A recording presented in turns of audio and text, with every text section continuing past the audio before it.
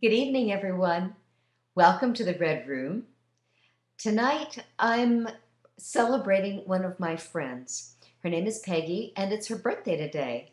Happy birthday, Peggy.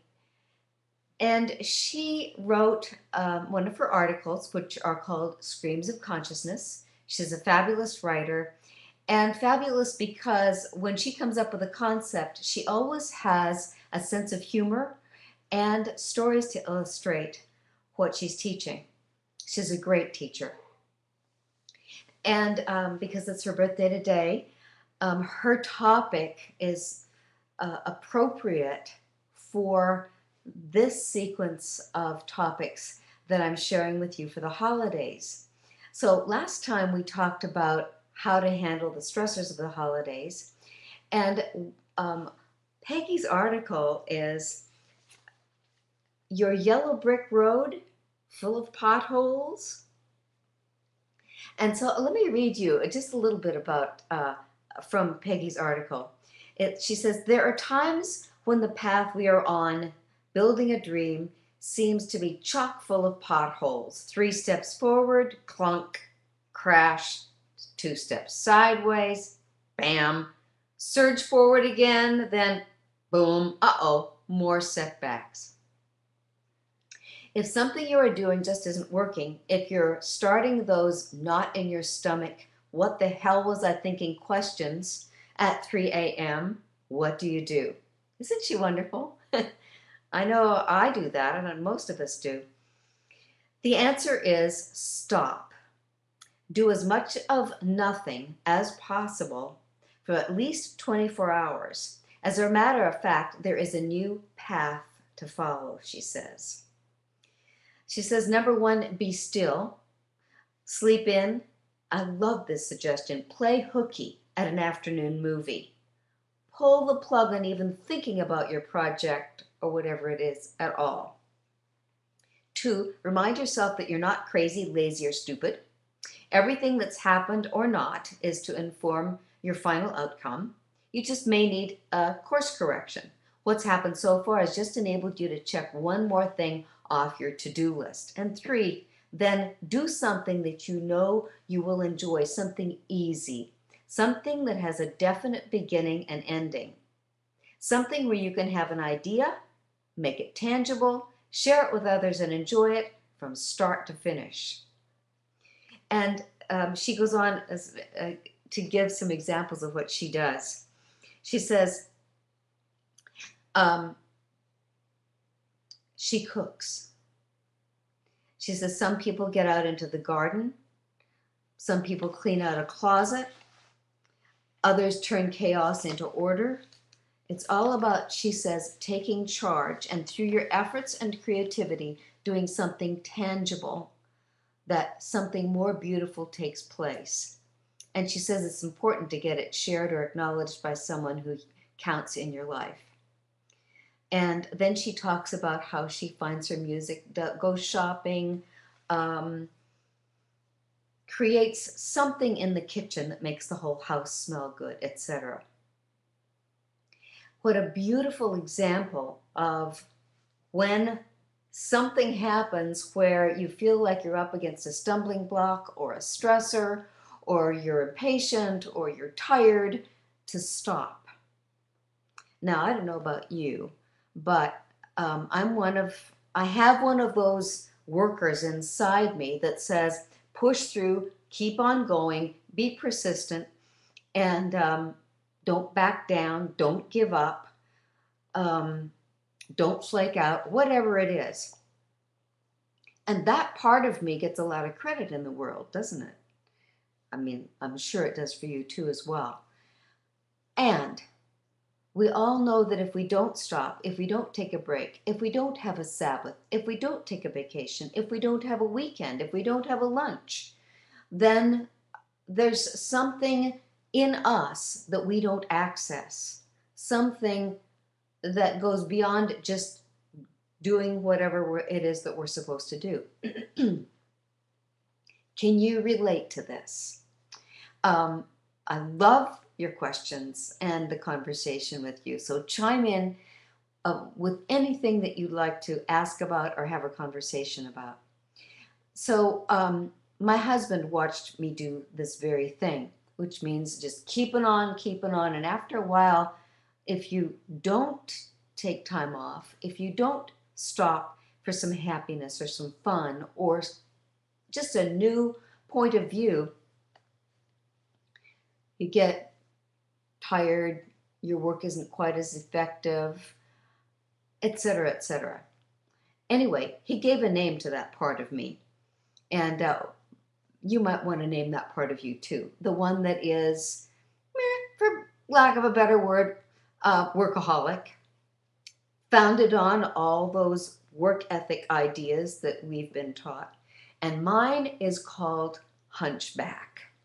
Hunchback is the one that keeps moving, keeps working, doesn't let up, goes until she drops. And frankly, she doesn't have a sense of humor. She's not fun to be with. She is just as big a taskmaster of other people as she is on herself. Well, maybe not. I think she's probably harder on me than anybody. Have you ever said that phrase or had somebody tell you, gee, you're too hard on yourself? And you say, yeah, I'm too hard on myself, and then you don't do anything. Or maybe you thought about it, but don't do it adequately. This is not uncommon. So tonight we're thinking about beginning a holiday season, which is supposed to be happiness and fun. And so often that part of us that bites off too much for us to chew, or goes too far or too fast, or doesn't plan for the stop in the sequence, the time to just chill. We know that that's going to happen. And sometimes, I don't know about you, but this is what I do. I feel so responsible to make sure all of the materials and the atmosphere, the preparations, the resources, everything is in place so that it's going to be the beautiful holiday that I want. And I forget to dial in the time where all of those things are done and I can relax. Jack has a wonderful thing that he says. It's one of his goals, really, that everything is in readiness when we have people over, whether it's for a dinner or a party, that everything is in readiness. I'm all dressed and looking gorgeous, and he and I stop and toast, just the two of us together, what we're about to create with our friends. And in the past, so often, I didn't have time to talk and toast. As a matter of fact, he was answering the door and I was still finishing my makeup. That's what Hunchback did to me.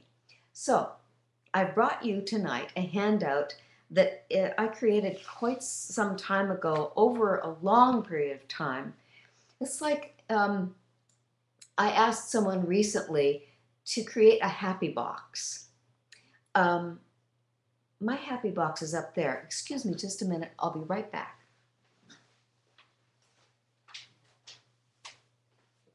It's over here on the mantle of my office fireplace.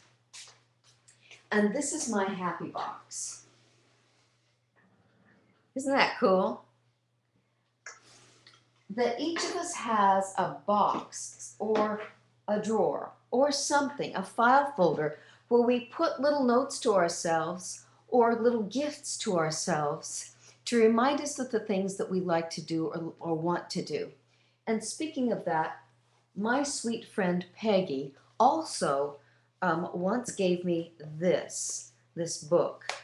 And it's just a plain little old red book, but it's got blank pages, but I have, right there, you can see, I have a place, it's my repository for ideas as well, of things that are meaningful to me and fun things that I want to do, paintings that I want to paint and such. So do you have a place that's a happy box? Just the idea of having like a piggy bank for things that you want to do someday. We usually have written our goals down, or New Year's Day, we think through the year, what we've accomplished and what we want to do for the next year. Most of us have goals written down. Do you have your happiness box? Do you have a place where you keep the ideas like the one that Peggy suggested, playing hooky and going to an afternoon movie? So if you have some of those suggestions, I would love to add them to my list. And Jack put up the handout for today, which is recipes for happiness. And it's quite a long list, actually. It's 3 pages of small type. And I put the recipes for happiness in sections: physical, emotional, mental, spiritual, and relational happiness. Things that, some of them may not suit you, but I put together this large kind of brainstorming world of ideas so that you can pick and choose. And wouldn't it be fun if you created a happiness box with, it could be pieces of paper, it could be objects, it could be anything, kind of like it's your personal repository that's, when you get stressed, you go there and kind of noodle around. And the one thing that's necessary for this making recipes for happiness is that you take time off, which means you stop.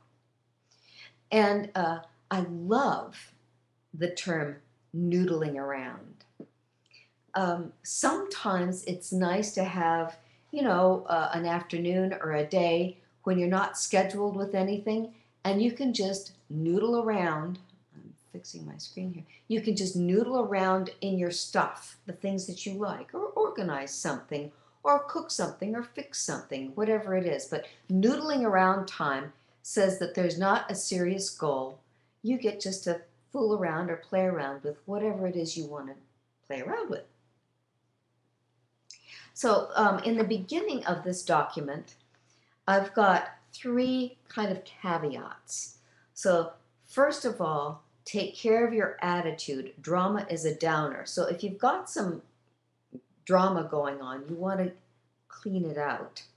So if you've got some anger, your anger is going to get in the way of you having happiness. Do what you need to take to get rid of it and to stop whatever it is that you're getting frustrated about. Also, don't let yourself be a doormat or a bully. Don't get into that kind of a drama thing. And if you have to cry, cry. Treat your tears sacredly and let them out so that you can move on. Get the catharsis. When you're crying, write things down or go for a walk. Get it out so that you can move on.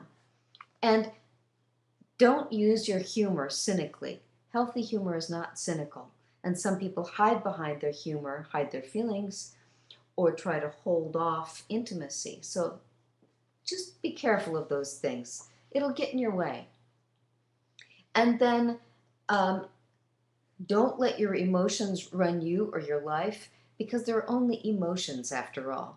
They're not who you are. Now there's that old philosophy that came around the 60s where I'm going to have my feelings and I'm going to express my feelings. Well, yes, but your feelings are not who you are. Your emotions are only a response to what you think. And if you're going to think in a whining way or a negative way, you're going to have bad feelings, which means if you have bad feelings, change your thoughts. Don't respect your feelings. Don't glamorize them. Don't let them run you or your life. You run them so that you get happiness. Sometimes, I get pretty stubborn and I say, well, I have every right to be cranky or whiny. And yet, that means that I need to take care of something and be responsible for it and pull myself out of that and create a recipe for happiness for myself. Resilience can be thriving on stress, eustress, not distress, which means make it into something that you're grateful for or happy about, and use it as that intense or energetic stress feeling rather than a depleting, tiring stress feeling. You just change it by changing the way you look at it. You know, that's the good news and the bad news, isn't it? That it's our choice to look at it either half empty or half full. And good cheer, stay positive. Don't be one of those, have you ever heard of the BMW? That's somebody that does nothing but bitch, moan, and whine. Well, there are people who do that. I prefer not to do that, although I have caught myself sometimes doing that. So if there are people who are those negative types, avoid them. Make sure that you do something to bypass that, because it's a drain of your time and energy. And if that's hard for you, give me an example and let me help you with it. Attitude is a choice. Having good cheer rather than a stubborn bad attitude is what you decide to think about and what you decide to do in your life. And calm yourself and think clearly under pressure. So those are pretty logical ideas. So let's look at this. What are your recipes for happiness? Now, some of these are going to say, nah, nah, nah.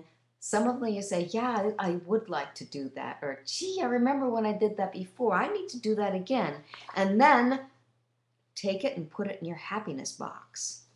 Don't just leave it on this piece of paper, because it's a nice piece of paper, but we mostly don't revisit, don't implement, unless we, take a sticky note or something and put it in your happiness box, or somewhere where you remind yourself that you're going to dial this in at some point.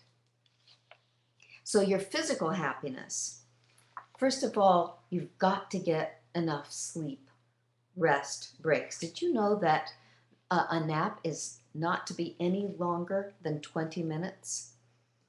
That you go too deeply into your sleep cycle, nap equals 20 minutes. If you sleep longer than 20 minutes. So that's why sometimes when you take a nap and you wake up, it's like, oh, I feel worse than when I went to sleep. It's because you let yourself sleep longer than 20 minutes. And exercise. Move your body. Get active. Do something that gets things moving around in your physical body. It's easy for me to say that, isn't it? And each of us has our preference as to what gets us up and going. And we need to know that, and preferably, we need to know what gets us up and going and feels energetic, feels enthusiastic. Now, if you're really bonded to people, that means that you're going to get yourself up and going when it has to do with people. If you love going for walks, you're going to get yourself up and going walking outside on a beautiful day. If you love your dog will get you up and going. So know what it is that gets you up and going and moving and active. And put that in your happy box. Moving your body that's why I put this first on the list, is moving your body is the thing that affects more of us than anything else. Find your way to get up and moving and get those happiness chemicals pumping in your body and your brain.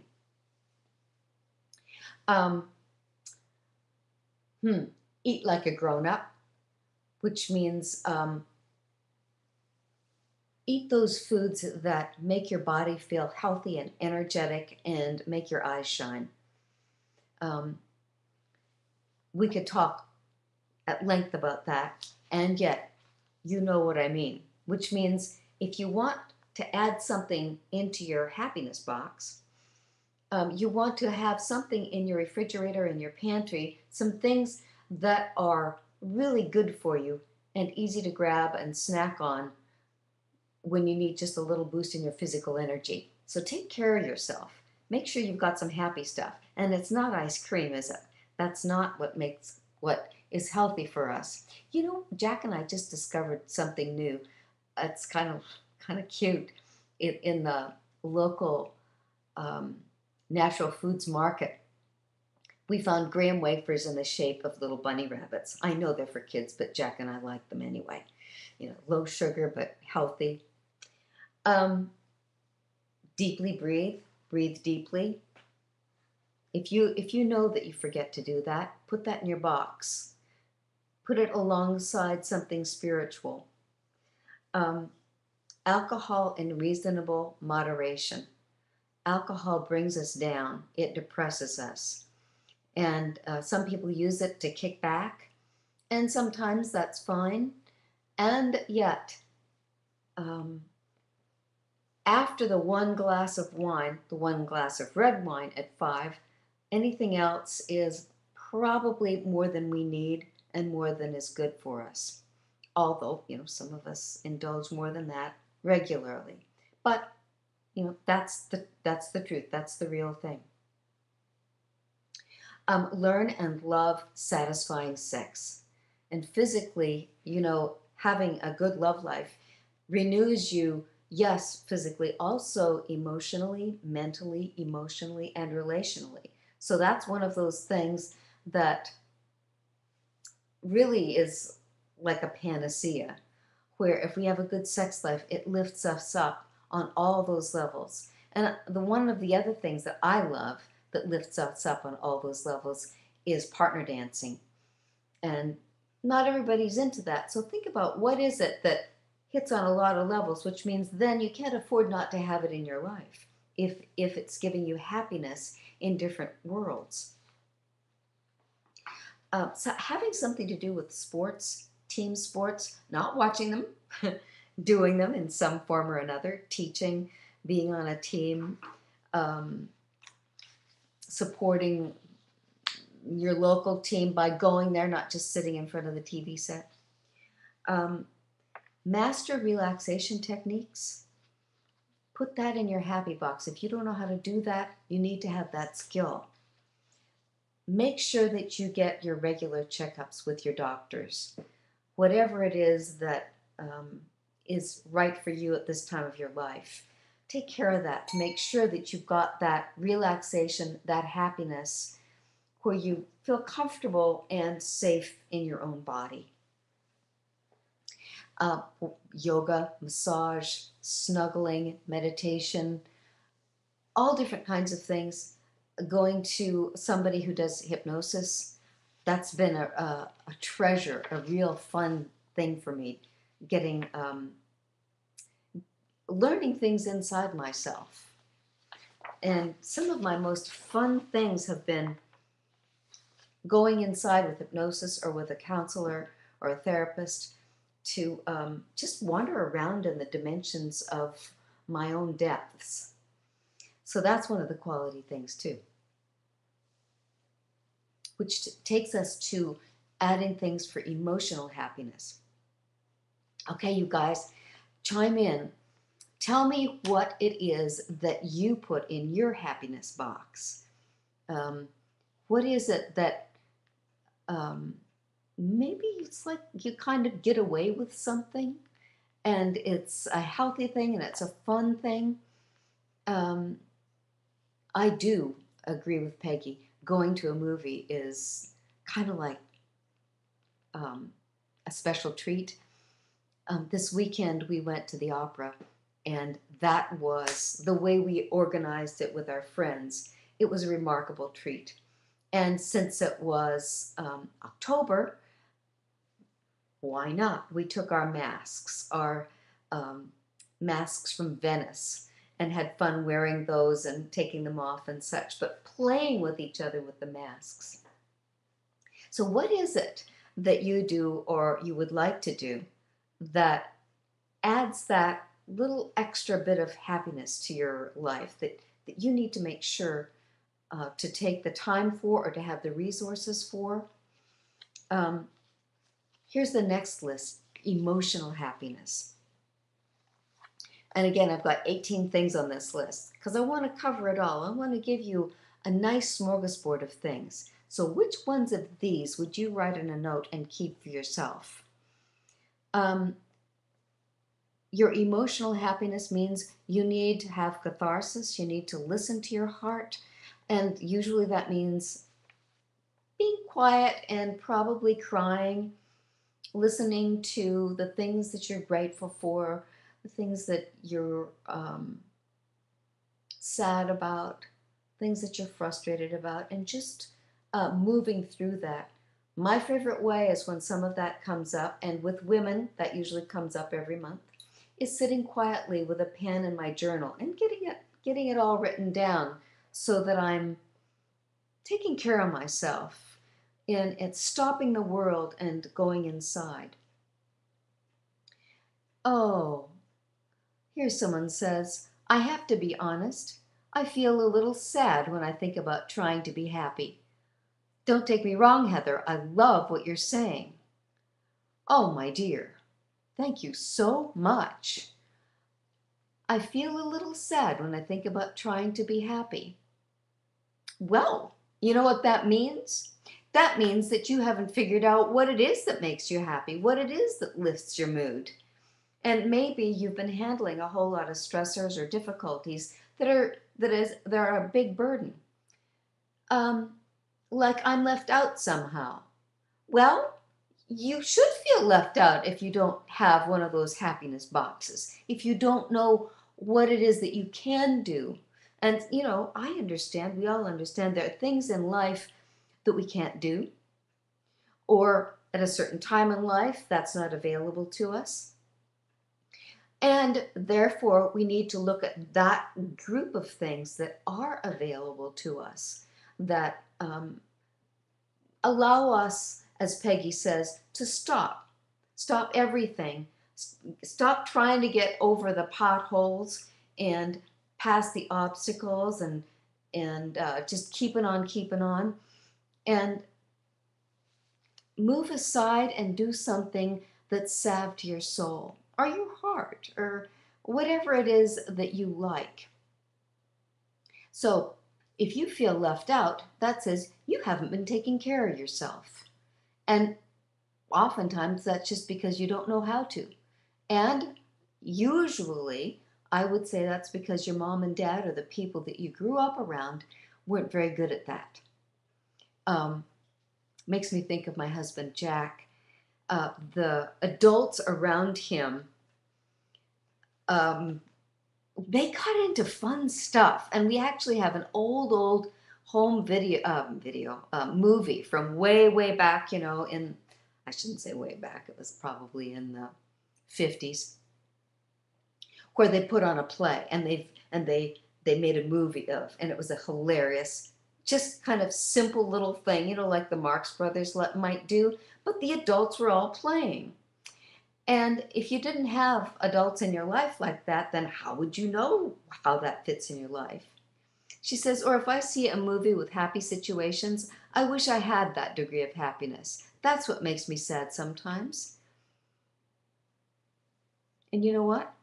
That says to me that there is a desire and a love in you for happiness, and that you're looking at it from afar and wishing for it, and yet just not having the knowledge or the plans to get it for yourself. So I don't know if you can see the handout that Jack put up there for the Red Room tonight, Recipes for Happiness. What I would want you to do is print that and go through it and circle the ones that you would love to do or you think would suit you, not saying that you're going to be able to do them. And then make yourself a happiness box. You know, sometimes those nice photograph boxes that have the nice paper on them, or cover a box with a special wrapping paper that you like. Make something that's kind of like a little treasure chest of happiness ideas for yourself. Make it. There's something about creating a physical object that it's not just a list on a piece of paper that maybe you'll never return to. It's a physical object that you've created, like an artist. You're sculpting ideas that are custom for you, your taste, the things that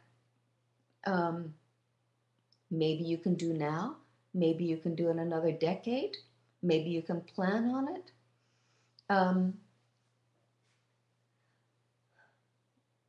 For example, right now I'm doing something that I haven't done in a long time. I have a 25-year-old sewing machine, an Elna, which I love. I love my sewing machine, and I haven't used it in many years, not for anything significant, for probably a decade. And so our grandchild is due, and that's the excuse I needed to take that part out of my happiness box that's getting out my sewing machine and making a quilt.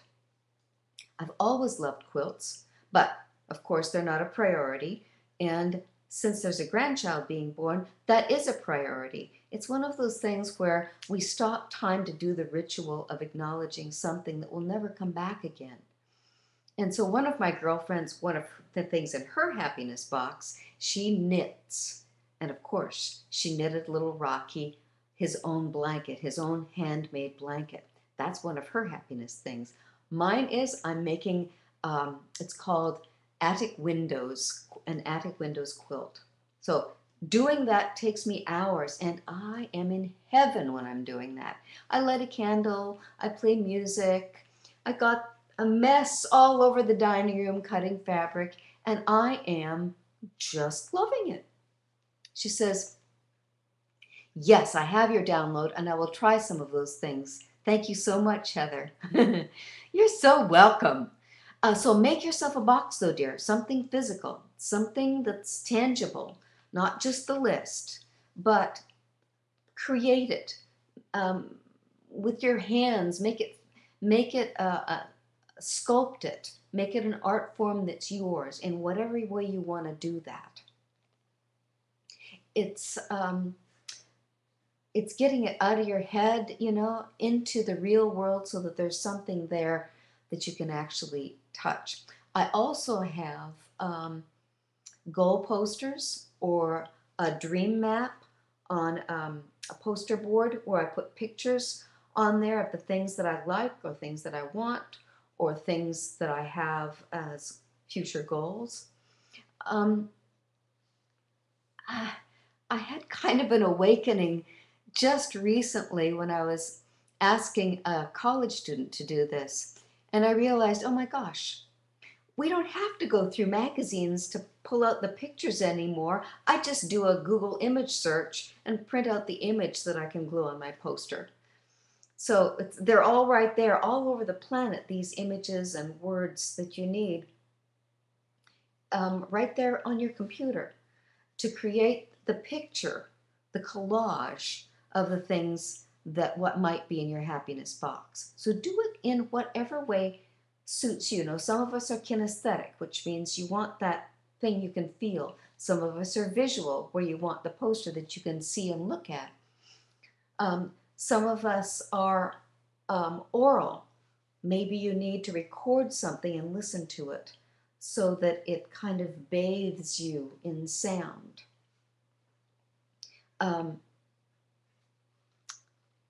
Any thoughts from any of my other viewers? And thank you so much for being honest about that. I think that all of us, different times of our life, have that kind of sad feeling or an envious feeling where we see other people doing things that are happy or fun, and we've never had that, or we grew up in a place where we couldn't have that or do that. And yet as adults now, there's always a way to find something that you can do that's delightful. And I know a lot of us are motivated by doing something special, not just for our own creative expression, but as a special something for somebody else, like the quilt that I'm making. I'm motivated to make it because it's for a grandchild and, of course, for our son and daughter. And I get the benefit of making it and having it as a personal part of me for the hours that I create it. So different times of our life, different things come that are important, and that we can do. When I was younger, yes, I could do, gymnastics or um, some of those dances that are very athletic. As I've gotten older, there are some of those things that I don't want to do because I could hurt myself. And I'm focusing on the things that I can do now that I love to do. So make sure that you're looking at your lifespan. I know that someday, probably in my 80s or 90s, I'm going to make more quilts because I love quilts, and I'll get there. So it doesn't bother me that I'm not doing it over my entire lifespan. So pick and choose what it is that's going to work for your lifestyle today, and put the rest in your happiness box or on your goal poster or your dream collage. So let's look at emotional happiness. Now, that means lift your spirits. Give yourself that cheerfulness bug. It takes courage sometimes to move into, dagnabbit, I am going to be cheerful and I'm going to do something to lift my own spirits. And that doesn't mean go get a martini, although some of us have been known to do that. Play the music that lifts your spirits. And I don't know if you know, do you know about Pandora? Pandora.com. Any music you like on demand. So when I want music, I just dial up Pandora, and that I play the radio station that I want to play, whatever music I want. Didn't used to be that simple, did it? However, most of us, not all of us, but most of us are instantly lifted by music, or instantly made nostalgic. Or if you really are feeling sad and you need some catharsis, you play the music that brings on those sad or nostalgic or heartfelt feelings. You know what I mean? So play yourself, play your heart, play your emotions with music.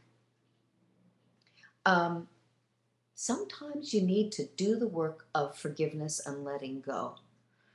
And I know that I saw a woman recently who had been hanging on to deep resentment and the feelings born of betrayal about her ex-husband. And this was, they'd been divorced for, I don't know, 10, 20 years. And here she was still holding on to some of the resentment against him because of how profoundly he betrayed her. And that made it difficult for her to be around him, as is sometimes necessary during the holidays. And so she was wise. She came to see me, and in a session, she told me about it, and she said, "Can we do something about this?" And I said, "No sweat. Absolutely." And by the end of the session, it was done. She had moved past her judgment, criticism of him. She'd put it into perspective and was fine with it.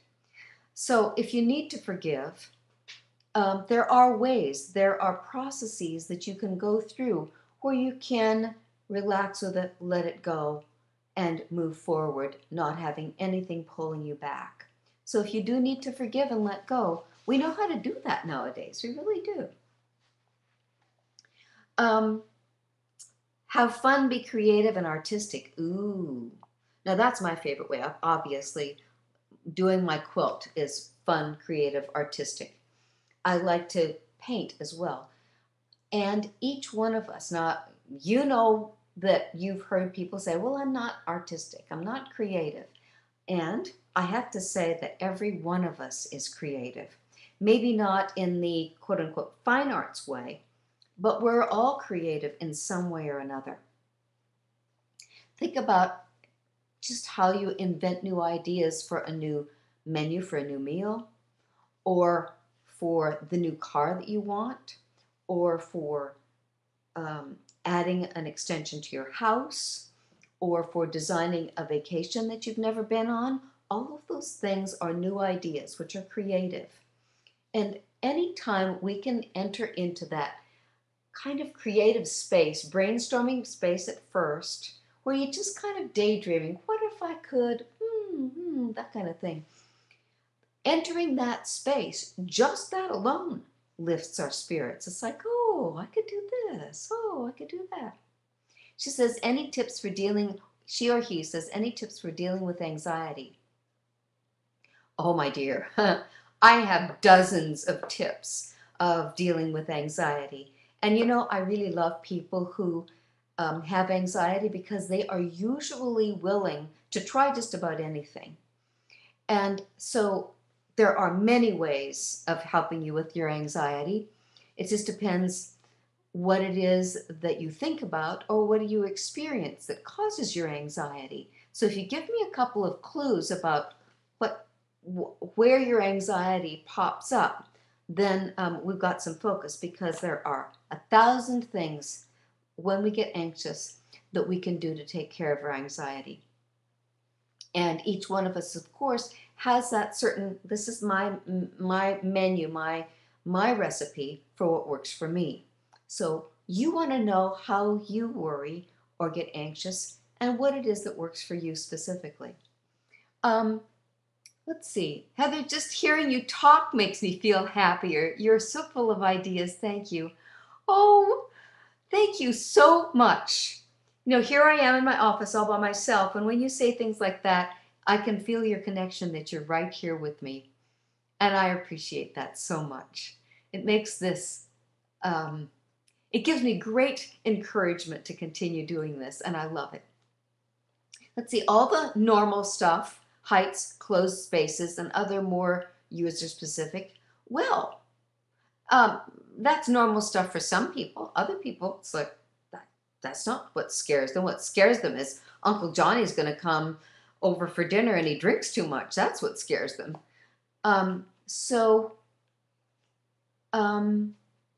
If it's that kind of general thing, there are various techniques to do that. And let me see if I've got it here. I think I do.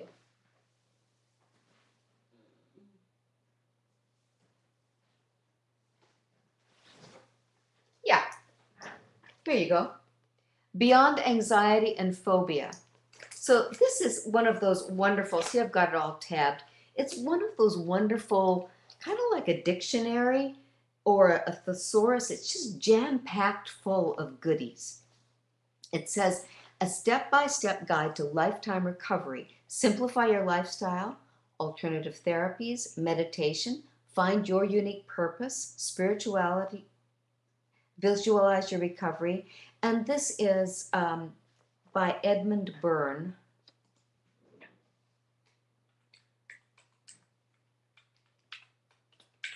I'm just going to type it here for you.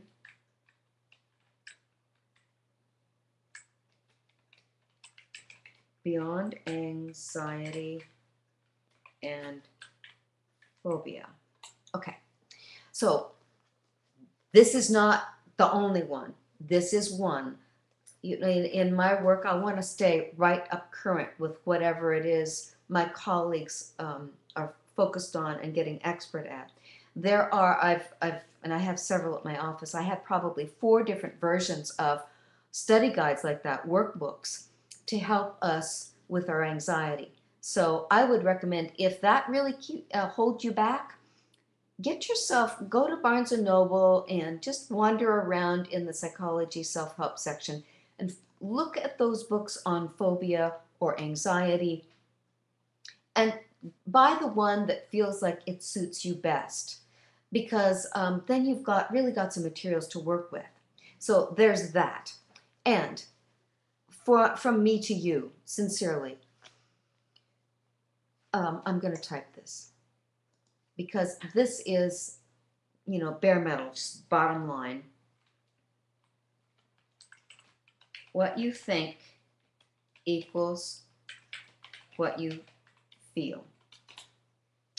That means that if you feel anxiety, you've been thinking about something that makes you feel anxious.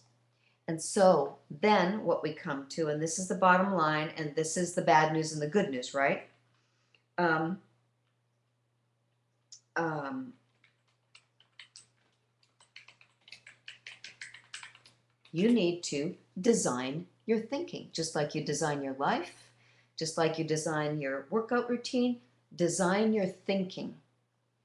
And I know that that's easy for me to say, and yet when I approach this kind of like the way I think of it at the graduate level, somebody that would actually tune in to my broadcast,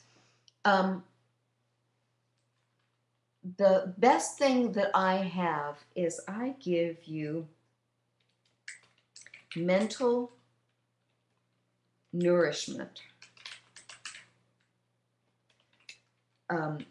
good mind food,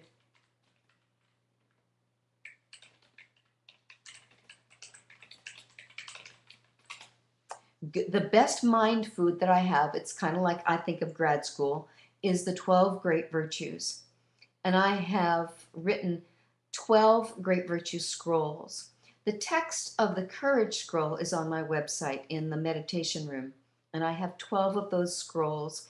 And I also have a study guide that goes with them to help you structure how you feed your mind the highest quality health food for your thought process, which is thinking about, how do I say this? Changing your thoughts, your words, and your behaviors to becoming virtuous. And when you do that, you end up with those 12 virtues. You end up, no matter where you are, what you think, what you see, you look through the eyes of love.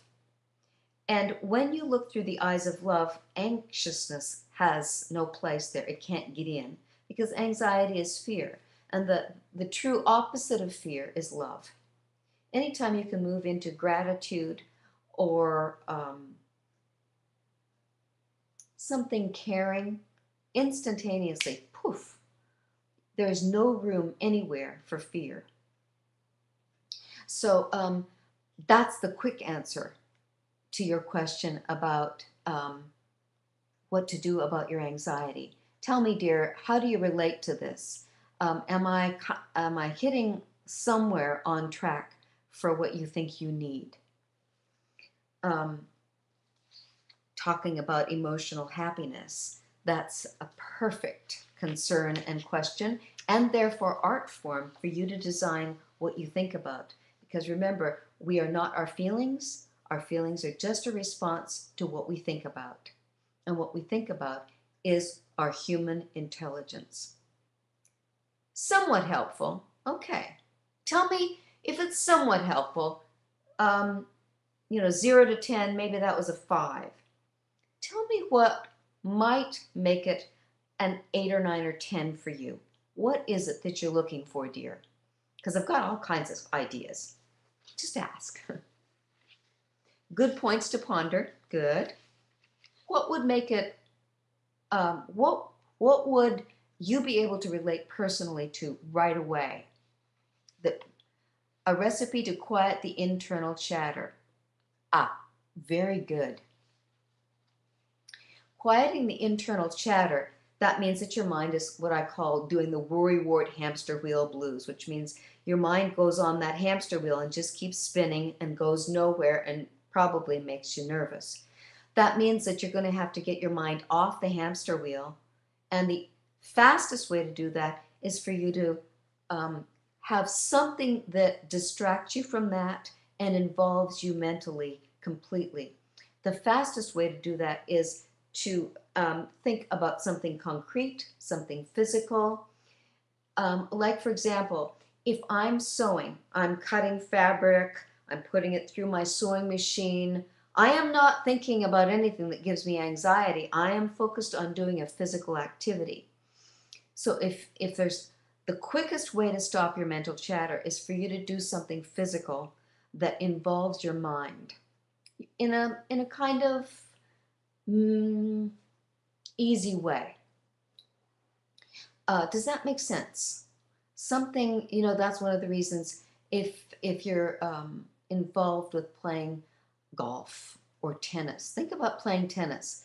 Um, it's going back and forth so quickly that there's no room in there for you to get on that hamster wheel and just start ruminating over, you know, irrelevant thoughts. Can you relate to that? Because that takes us right out of emotional happiness into mental happiness. Yes, but not always possible. For instance, while driving, another source of anxiety. Ah, you know, driving is one of my favorite times because I get creative ideas while I'm driving. And I always have a little book for when, you know, I come to a stop sign or something and I write down a little note. Actually, where is my little book? It's right here. I've always got some kind of a little book with, and it ends up being, you know, one of those little happiness boxes, idea boxes, where you start creatively thinking about the next party you want to give, the next friend that you want to call, the next project that you want to design or be involved with, what it is that you can do for one of your kids if they're moving forward and doing something special.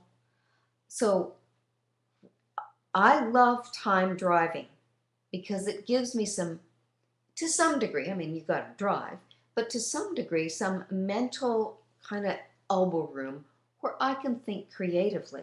So I think of drive time as, ooh, that's it. That's one of the things in my happy box because then I have time to be creative with my mind. Sometimes I'm thinking about the next task I need to accomplish, or the grocery list, or what I'm going to pick up or create for dinner. So I use it as time to plan or design. When I used to swim laps, I loved that as well because, you know, you get yourself into a physical activity that doesn't need all of your mind, and then you can create, you can design, you can have new ideas. So if that's not going to work for you, one of the things that I recommend while you're driving is that you listen to a book on a DVD, I mean a CD or an MP3 or a lecture, something that's fun and fiction or something that's interesting to you professionally, so that you fill your mind with something that's quality and substantial. You know, not just listening to rock music on the radio or the news or something like that. Give your mind some really nourishing or fascinating food. What do you think about that? Mental happiness. Have a daily planner for scheduling. Notice that that's a part of happiness. That if you can schedule things, then you feel safe and secure. You feel at ease, at rest, at peace, that you know the things that are important, you're going to take care of them and you don't have to hold them in your memory or keep them on your mind. So a daily planner, writing things down, a Palm Pilot or an iPhone, something or other where you've got your schedule done, keeps your mind, you mentally free for happiness. Accept what you cannot change. And that means things outside of yourself. Things inside yourself you can always change. Control your attitude and perception. Think constructive thoughts, which is what we've been talking about just now. Spend your mental budget on things you love rather than things you fear, rather than things you don't like, rather than things you find hurtful or discouraging. Spend your thoughts, your mental budget on things you care about. Self-observe. All that you can change is you. We can always improve. If I know myself and I'm willing to learn, the possibilities are limitless. thought stopping. So that's probably the first approach for anxiety is when you notice you're anxious, you immediately decide to stop your thoughts. And there's an old thought stopping technique where you wear an elastic band around your wrist and you go boom, when say stop. I'm not thinking about that. I'm going to think about this. Now, if you don't have a list of happiness thoughts, you're probably going to slide right back, right? So that means, like you fill your refrigerator with nourishing food, you have a list of nourishing thought subjects, topics that you're going to, when you say stop, not thinking about that, I'm going to think about one of these 20 things. And it's interesting to me when I ask people to come up with 20 things they love to do, they're thinking, 20 things? We can think easily of 20 things we don't like. So I'm asking you to fill that happiness chest and to get at least 20 things off this list or inspirations from my list that you can put in your happiness box. Let's see here. Don't be a perfectionist, be human and chill. So if you've got your mind wrapped around trying to control things, trying to get them perfectly, watch yourself. Watch yourself be hard on yourself or stiff or critical or judgmental, and don't allow that. Feed your mind a happy, healthy mental budget.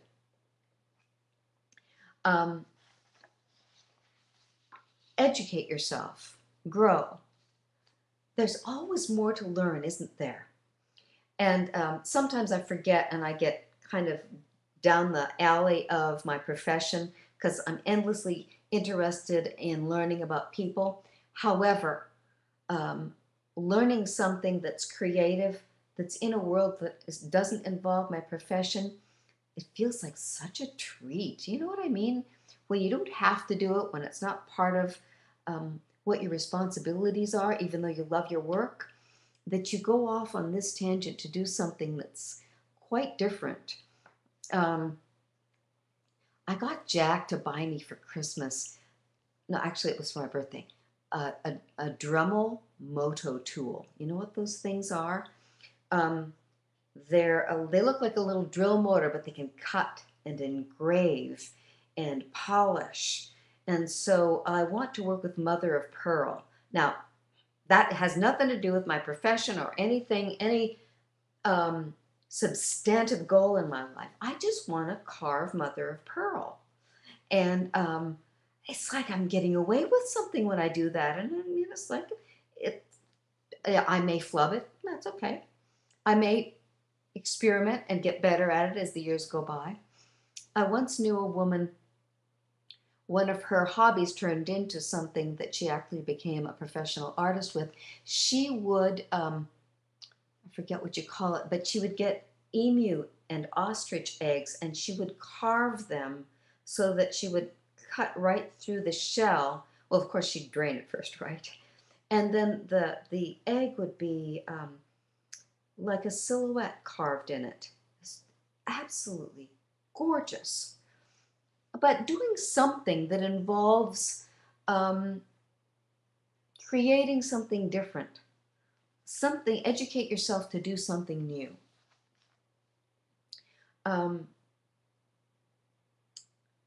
Plan for a balanced week, have it all. Make sure that in your week you do take breaks and you do something differently, because when you come back to what's your responsibility, you're going to be fresher, more creative, wiser about how you do it. Stop TV and video games. Sometimes we get caught in chilling with TV and video games and they take up all of our spare time. And I don't know about you, but when I look at the programs that are offered, even the Discovery Channel, what good does that do me in my life? Sometimes it's nice to watch a great movie, but watching TV, playing video games, and as much as it feels like you're chilling, sometimes it's kind of like eating ice cream rather than, having a healthy piece of homemade apple pie. Sometimes it's like eating cotton candy rather than having popcorn at a great movie. You know what I mean? Where TV and video games end up being low quality, it's not worthy of you. I would not put those in my happiness box. Except for this week we went to the Met, the Metropolitan Opera actually broadcasts in your local theater sometimes, and I got to see the some of the best singers in the world singing one of Wagner's operas at the movie theater last week, and it was profound, thrilling. Okay, let's see what else we've got here. Oh, read an exciting novel, a page turner. If you like to read, I've got the most recent Dan Brown book in my bedside table, and it's like, ooh, it's like a treat. It's like a yumminess that I get to look forward to when I have some time to immerse myself in that whodunit world. Work on a jigsaw puzzle. Sometimes I'll just put a jigsaw puzzle on the coffee table for the holidays, and we gather around and we kind of play with it's not anything we have to get done, but we gather and just in the quiet kind of visit. Play board games where you're interacting with people and filling your mind with the presence of your loved ones. That's a mental lift. Okay. The last page is spiritual happiness and relational happiness. Oh my gosh. And our time is right on the edge of it. Anything anybody else wants to ask me before we sign off. The spiritual happiness, sometimes we forget that spiritual food is not about serious, is not about you're supposed to be good. Spiritual happiness lifts your spirits, connects you with awe and wonder and love. Like I'm thinking about when the moon shines through the window in our entry. It's a spiritual experience. It's just gorgeous. It puts me in that place of being on my knees in gratitude. Thanks for sharing. I came in halfway tonight, but look forward to next time. Oh yes, fabulous. Creativity and fine arts really, I think, are spiritual nurturance. And we've talked somewhat about that tonight. And then relational happiness. Play well with others. Like, do things for others. Plan secret surprises for others. Today, my girlfriend Peggy's birthday, I went and got flowers and a card, and I surprised her by putting them on her doorstep for when she came home. And that took a piece out of my day that I was just having so much fun planning it, orchestrating it, delivering it.